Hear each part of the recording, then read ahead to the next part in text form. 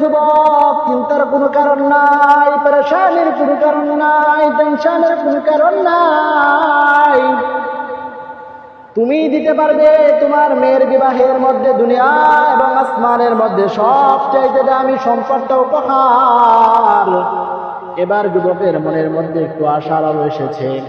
যুবক বলতেছে, যাই হোক, অপর দুই হুজুর কোনো সমাধান না দিতে পারলেও ইমাম শাফি রহমাতুল্লাহি আলাইহি সমাধান দিতে পারবে।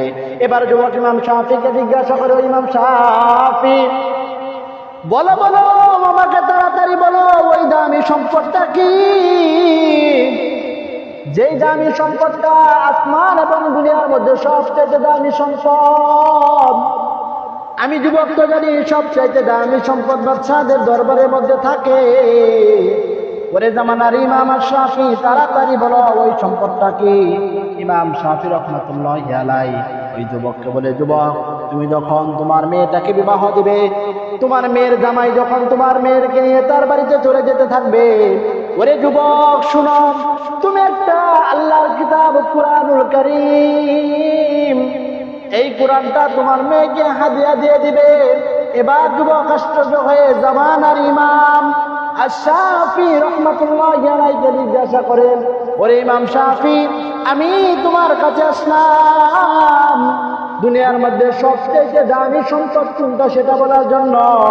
ওরে জামানার ইমাম আশ-শাফি, তুমি তো আমাকে বলতেছো সাধারণ একটা কোরআন শরীফ হাদিয়া দেওয়ার জন্য। ইমাম আশ-শাফি রাহমাতুল্লাহি আলাইহি বলে, যুবক শুনো, তোমার কাছে এই কোরআনটা সাধারণ মনে হতে পারে, কারণ তুমি কোরআন পড়তে পারো না, বুঝতে পারো না কোরআনের আজমত কি, কোরআনের সম্মান কি, কোরআন কোথা থেকে এসেছে। কোরআন হলো মুসলমানের জন্য বেঁচে থাকার দলিল। ওরে যুবক, তোমার কাছে কোরআন সাধারণ কোরআন হতে পারে, কিন্তু আল্লাহর কাছে এই কোরআনটা সাধারণ কোনো কোরআন নয়।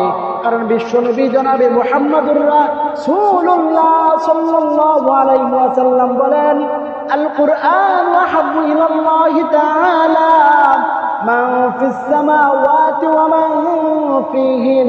পয়গম্বর বলে, আসমান এবং জমিনের মধ্যে যত কিছু রয়েছে সবচাইতে দামি সম্পদ হলো, সবচাইতে দামি সম্পদ হলো আল্লাহর কাছে আল্লাহর কিতাব আল কুরআন।